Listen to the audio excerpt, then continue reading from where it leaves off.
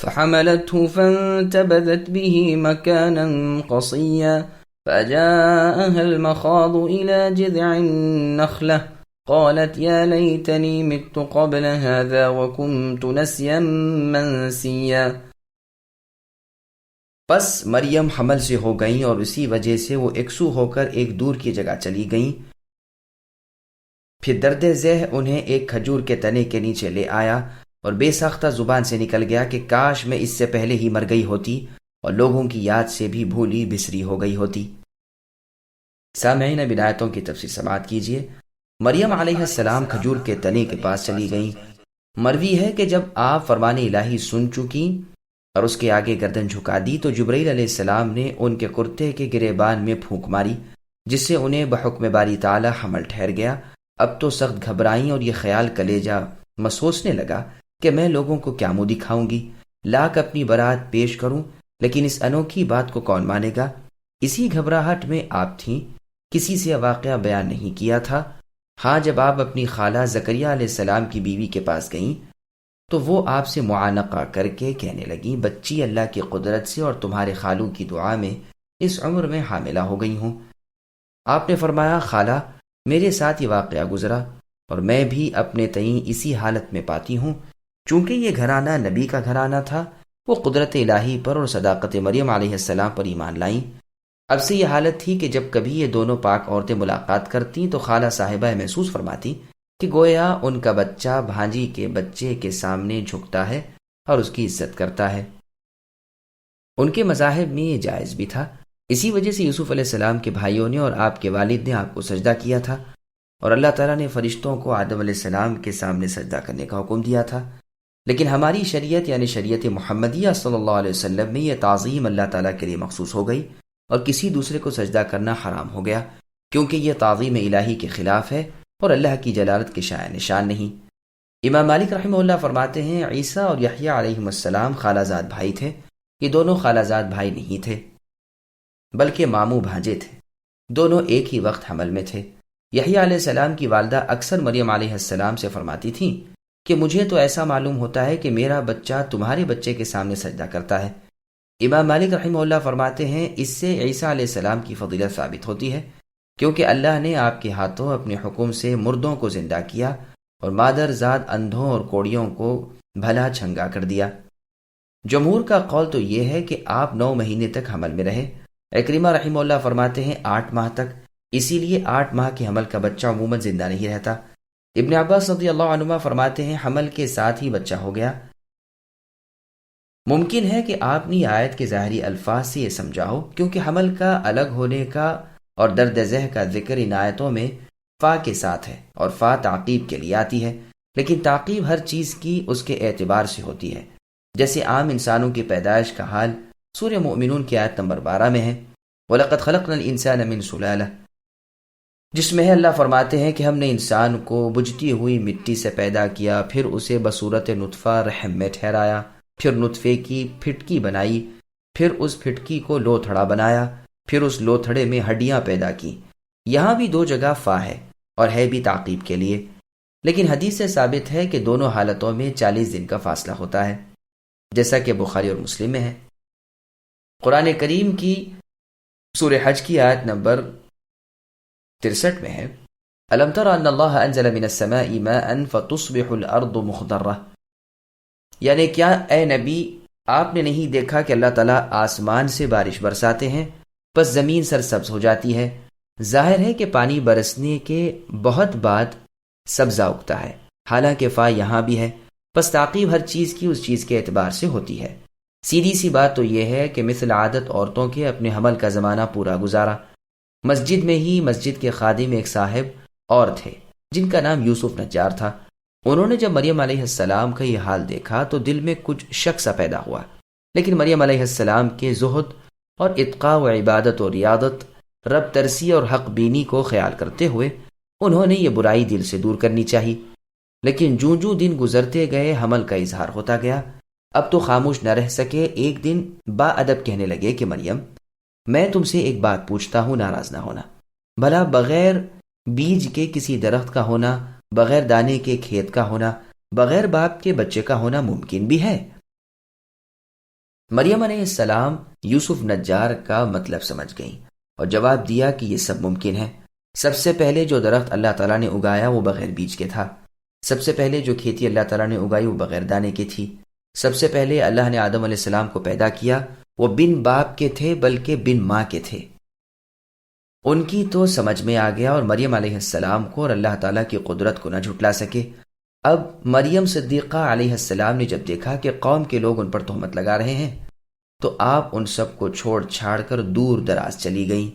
امام محمد بن اسحاق رحمہ اللہ فرماتے ہیں، جب حمل کے حالات ظاہر ہو گئے تو قوم نے بھپتیاں پھینکی، آواز کسنی اور باتیں بنانی شروع کر دی اور یوسف نجار جیسے صالح شخص پر یہ تہمت اٹھائی تو آپ ان سب سے کنارہ کش ہو گئیں۔ نہ کوئی انہیں دیکھے نہ آپ کسی کو دیکھیں۔ جب درد ذہ اٹھا تو آپ ایک کھجور کے درخت کی جڑ میں آ بیٹھی۔ کہتے ہیں کہ یہ خلوت خانہ بیت المقدس کی مشرقی جانب کا حجرہ تھا۔ یہ بھی قول ہے کہ شام اور مصر کے درمیان جب آپ پہنچ چکی تھیں اس وقت بچہ ہونے کے درد لگے، اور قول ہے کہ بیت المقدس سے آپ 8 میل چلی گئی تھیں۔ اس بستی کا نام بیت اللحم تھا۔ پہلے معراج کے واقعے کے بیان میں ایک حدیث گزر چکی ہے جس میں ہے کہ عیسیٰ علیہ السلام کی پیدائش کی جگہ بھی بیت اللحم تھا، جیسا کہ سنن نسائی میں ہے۔ واللہ اعلم۔ مشہور بات بھی یہی ہے اور نصرانیوں کا تو اس پر اتفاق ہے، اور اس حدیث میں بھی ہے اگر یہ صحیح ہو۔ اس وقت آپ موت کی تمنا کرنے لگیں کیونکہ دین کے فتنے کے وقت یہ تمنا بھی جائز ہے۔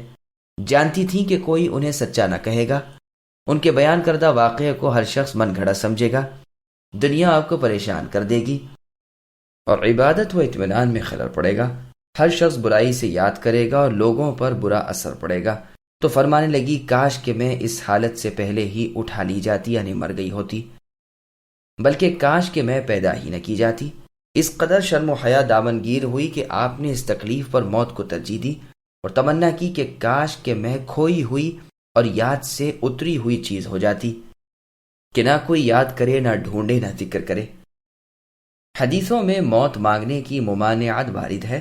ہم نے ان روایتوں کو سورہ یوسف کی آیت نمبر 101 کی تفسیر میں بیان کر دیا ہے، اور اسی طرح موت کے جواز پر دلالت کرنے والی احادیث بھی ذکر کر دیں کہ جب دین پر چلنا مشکل ہو جائے اور فتنے بکثرت ہو جائیں تو ایسے وقت میں موت کی تمنا کی جا سکتی ہے۔ واللہ اعلم۔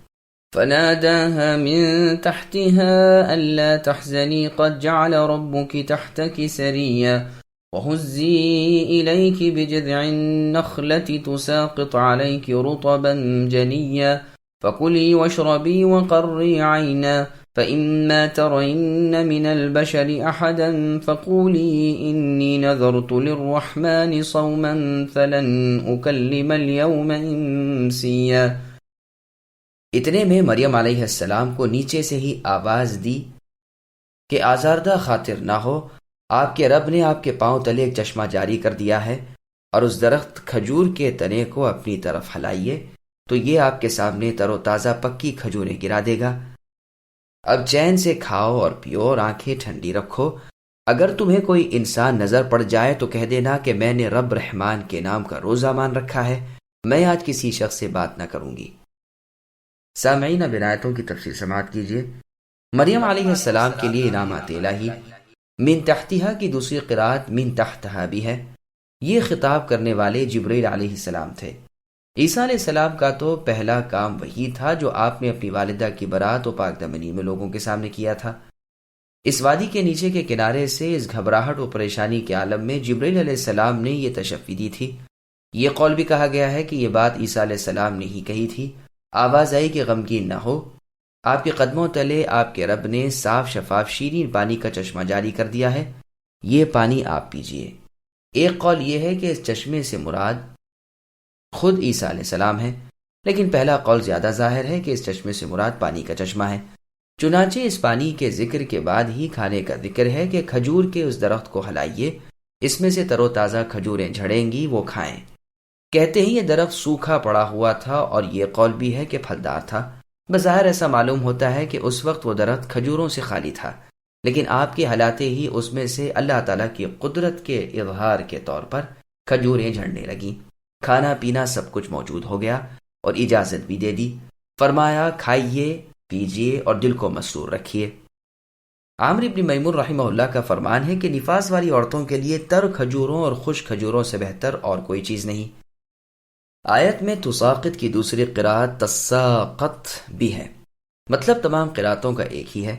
پھر ارشاد ہوا کہ کسی سے بات نہ کرنا، اشارے سے سمجھا دینا کہ میں آج روزے سے ہوں، یا تو مراد یہ ہے کہ ان کے روزے میں کلام ممنوع تھا، یا یہ کہ میں نے بولنے سے ہی روزہ رکھا ہے۔ یہ تمام روایات طبری کی ہیں۔ عبداللہ بن مسعود رضی اللہ عنہ کے پاس دو شخص آئے، ایک نے سلام کیا، دوسرے نے نہ کیا۔ آپ نے پوچھا اس کی کیا وجہ ہے؟ لوگوں نے کہا اس نے قسم کھائی ہے کہ آج یہ کسی سے بات نہ کرے گا۔ آپ رضی اللہ عنہ نے فرمایا اسے توڑ دے، سلام کلام شروع کر، یہ تو صرف مریم علیہ السلام کے لیے ہی تھا، کیونکہ اللہ تعالیٰ کو مریم علیہ السلام کی صداقت اور آپ کی کرامت ثابت کرنی منظور تھی، اس لیے اسے عذر بنا دیا تھا۔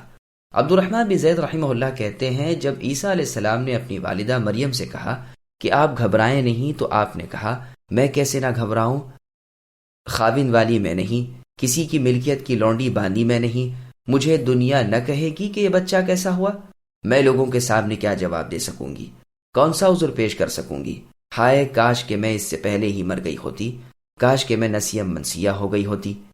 اس وقت عیسیٰ علیہ السلام نے کہا اماں آپ کو کسی سے بولنے کی ضرورت نہیں، میں آپ ان سب سے نمٹ لوں گا، آپ تو انہیں صرف یہ سمجھا دینا کہ آج آپ نے چپ رہنے کی نظر کر لی ہے۔